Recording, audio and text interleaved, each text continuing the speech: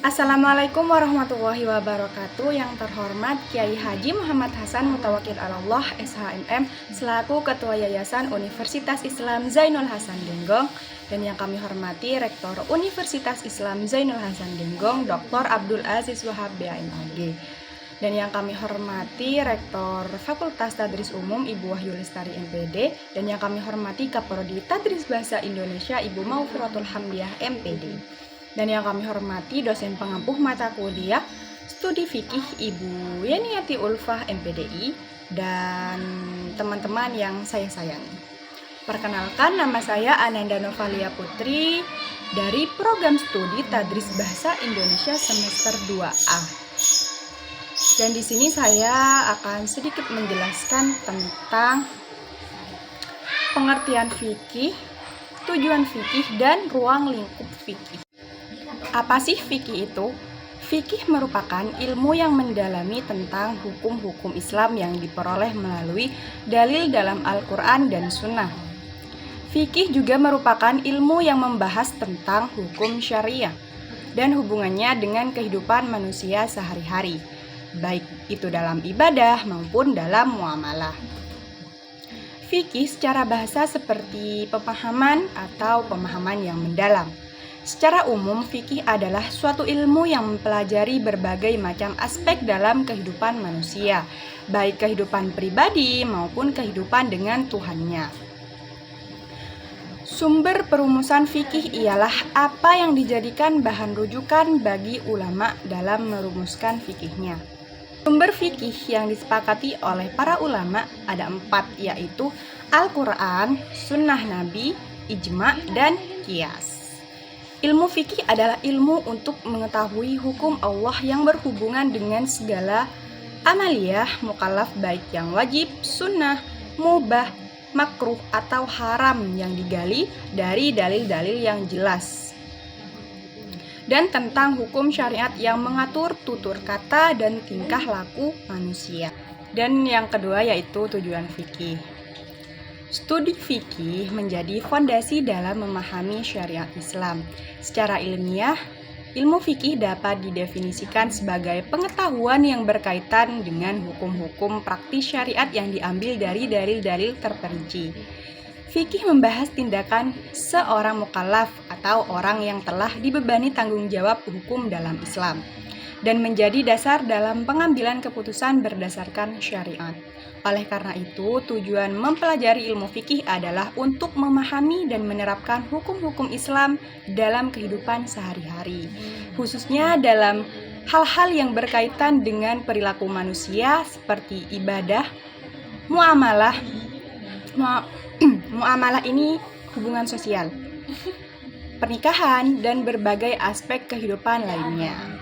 Tujuan utama fikih adalah untuk memberikan pedoman bagi umat Islam agar dapat menjalankan ibadah kepada Allah Subhanahu wa Ta'ala dan bagaimana berinteraksi dengan masyarakat sesuai dengan ajarannya.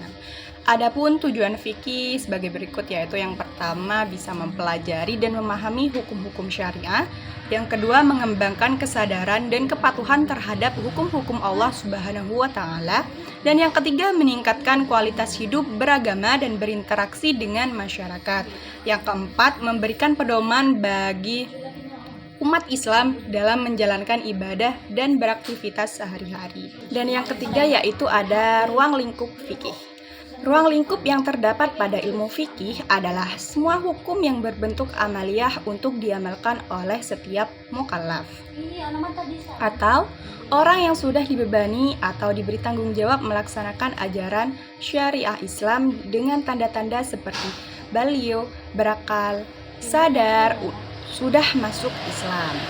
Dan pembahasan dari ruang lingkup fikih cukup luas dalam mencakup seluruh aspek dalam kehidupan kemasyarakatan, khususnya pada masa sekarang.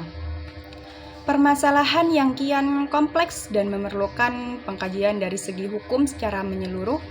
Untuk itu, ruang lingkup dan objek kajian fikih kontemporer dikelompokkan kepada beberapa kajian.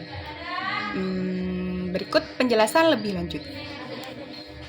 Yang pertama yaitu ibadah ritual atau maddah. Ibadah ritual ini adalah ibadah yang tata cara dan waktunya telah ditentukan secara rinci oleh Allah Subhanahu wa taala dan Rasulnya. Contohnya adalah sholat, puasa, zakat, dan haji.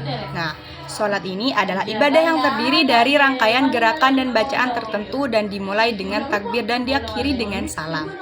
Dan puasa adalah menahan diri dari makan, minum, dan hal-hal yang membatalkan puasa, dimulai dari terbitnya fajar hingga terbenam matahari. Dan yang ketiga itu zakat. Zakat adalah memberikan sebagian harta kepada orang-orang yang berhak menerimanya sesuai dengan ketentuan syariat. Dan yang keempat yaitu haji. Haji adalah perjalanan ibadah ke Baitullah, yaitu Ka'bah, di Mekah dengan tata cara yang telah ditentukan. Dan yang kedua yaitu ibadah sosial atau wairu maddah. Ibadah sosial adalah ibadah yang tidak ditentukan secara rinci tata cara pelaksanaannya oleh Allah Subhanahu wa taala dan Rasulnya. Namun tetap harus sesuai dengan prinsip-prinsip syariat Islam. Contohnya adalah seperti kita harus berbuat baik kepada sesama manusia, yaitu misalnya menolong orang yang membutuhkan seperti membantu fakir miskin, menyayangi anak yatim, dan lain-lain. Yang kedua bisa menjaga kebersihan lingkungan, yaitu dengan cara membuang sampah pada tempatnya, merawat tanaman, dan lain-lain. Yang ketiga bisa mencari ilmu, belajar dan menuntut ilmu pengetahuan yang bermanfaat bagi diri sendiri dan orang lain. Yang keempat, bekerja, mencari nafkah yang halal untuk memenuhi kebutuhan diri sendiri atau keluarga kita. Mungkin itu saja yang dapat saya sampaikan. Kurang lebihnya saya mohon maaf yang sebesar-besarnya. Wassalamualaikum warahmatullahi wabarakatuh.